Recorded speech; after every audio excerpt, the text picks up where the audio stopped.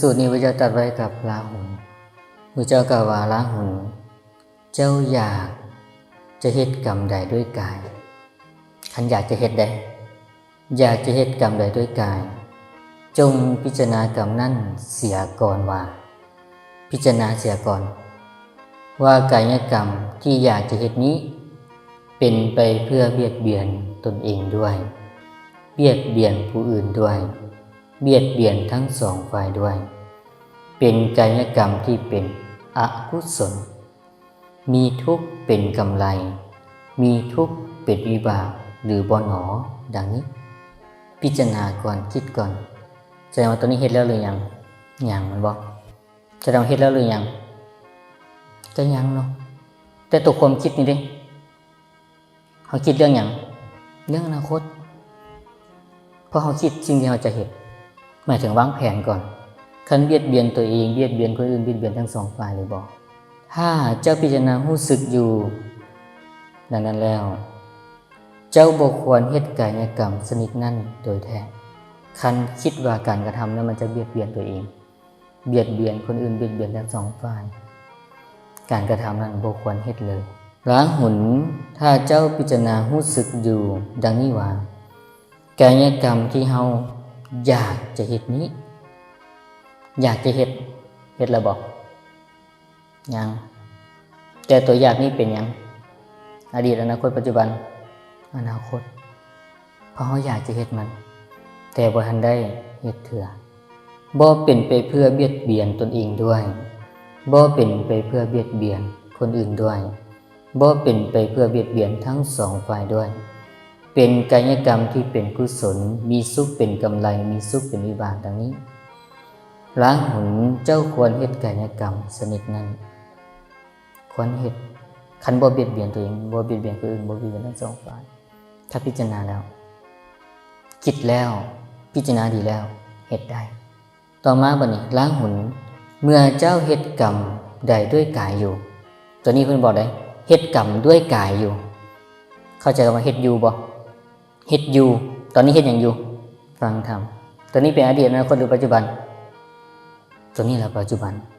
จงพิจารณากรรมนั้นว่ากายกรรมที่กำลังเฮ็ดอยู่นี้เป็นไปเพื่อเบียดเบียนตนเองด้วยเบียดเบียนผู้อื่นด้วยเบียดเบียนทั้งสองฝ่ายด้วยเป็นกายกรรมที่เป็นอกุศลมีทุกข์เป็นกำไรมีทุกข์เป็นวิบากหรือบ่หนอดังนี้ถ้าเจ้าพิจารณารู้สึกอยู่ดังนี้แล้วเจ้าจงหยุดเศร้ากายกรรมชนิดนั้นเสียตัวที่เฮ็ดอยู่นี่นะคันรู้สึกว่ามันเบียดเบียนทั้งสองฝ่ายหยุดเลยตัวที่กำลังเฮ็ดอยู่แม้แต่เบียดเบียนตัวเองคือกันเด้ก็ยังให้หยุดราหุลถ้าเจ้าพิจารณารู้สึกอยู่ดังนี้ว่ากายกรรมที่เฮากำลังเฮ็ดอยู่นี้บ่เป็นไปเพื่อเบียดเบียนตัวเองด้วยบ่เป็นไปเพื่อเบียดเบียนผู้อื่นด้วยบ่เป็นไปเพื่อเบียดเบียนทั้งสองฝ่ายด้วยเป็นกายกรรมที่เป็นกุศลมีสุขเป็นกำไรมีสุขเป็นบาปดังนี้เจ้าจงเล็งเฮ็ดกายกรรมชนิดนั้นถ้าเฮ็ดอยู่แล้วเนี่ยมันเป็นกุศลมีสุขเป็นผลมีสุขเป็นกำไรมีสุขเป็นบาปบ่เบียดเบียนทั้งสองฝ่ายให้เล็งเฮ็ดต่อมาบัดนี้ราหุลเมื่อเจ้าเฮ็ดกรรมใดด้วยกายแล้วเฮ็ดแล้วเป็นอดีตอนาคตหรือปัจจุบันอดีตเมื่อเฮ็ดกรรมใดด้วยกายแล้วเฮ็ดไปแล้วได้จงพิจารณากรรมนั้นว่ากายกรรมที่เราเฮ็ดแล้วนี้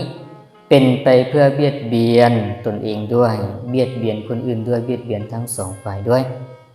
เป็นกายกรรมที่เป็นอกุศลมีทุกข์เป็นกำไรมีทุกข์เป็นวิบากหรือบ่หนอดังนี้ถ้าเจ้าพิจารณารู้สึกอยู่ดังนี้แล้วเจ้าจงแสดงเปิดเผย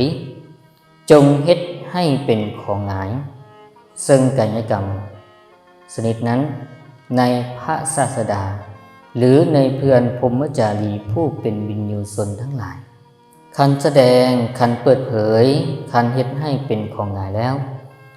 จงถึงซึ่งความระวังสังรวมต่อไปแสดงว่าคิดคืนการกระทำเก่าถ้ามันเบียดเบียนทั้งสองฝ่ายเบียดเบียนตนเองหรือเบียดเบียนคนอื่นมีทุกข์เป็นผลมีทุกข์เป็นกำไรมีทุกข์เป็นบาปพระเจ้าเฮ็ดหยังเปิดเผยกายกรรมที่ตัวเองเฮ็ดลงไปนั้นในพระศาสดาหรือเพื่อนพรหมจารีผู้ที่เป็นวิญญูชน ผู้ที่เป็นบัณฑิตผู้ที่ฉลาดและหลังจากนั้นยังสังรวมต่อไปคือครูบาอาจารย์เพิ่นมักปรุงอาบัติสุดท้ายก็บอกให้สังรวมต่อไปซึ่งกายกรรมวจีกรรมมโนกรรมล้างหุนถ้าเจ้าพิจารณารู้สึกอยู่ดังนี้ว่า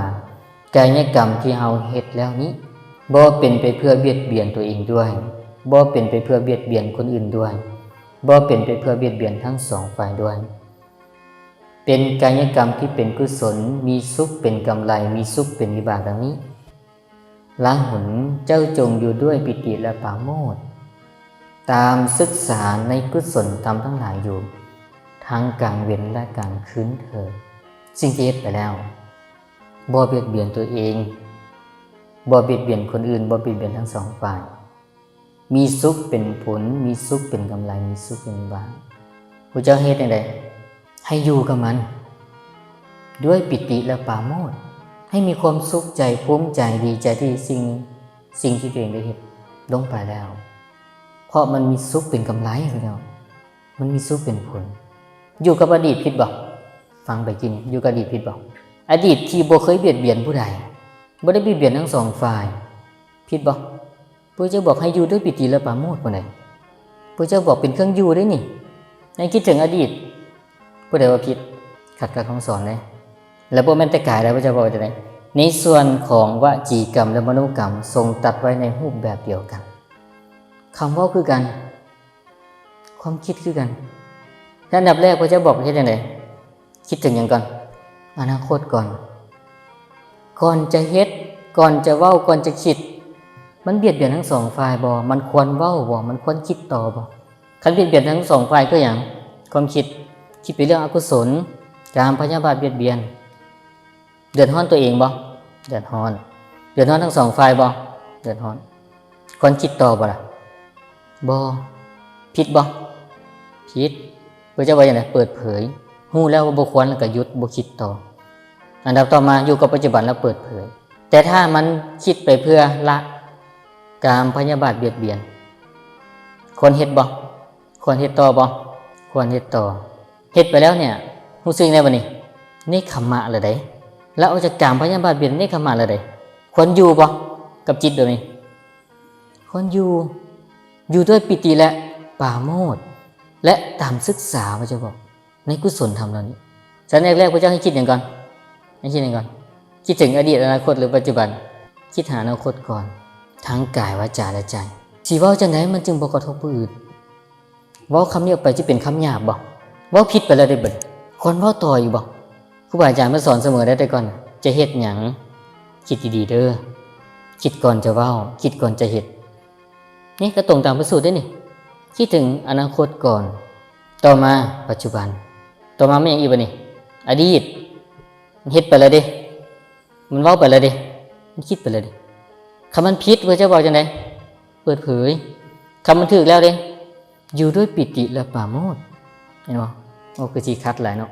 ขัดกับสิ่งที่เคยได้ฟังมาในการก่อนมาเอาปัจจุบันอย่างเดียวแสดงว่าสิ่งที่เฮ็ดมาบ่มีค่าบุญทั้งหลายบ่มีผลเลย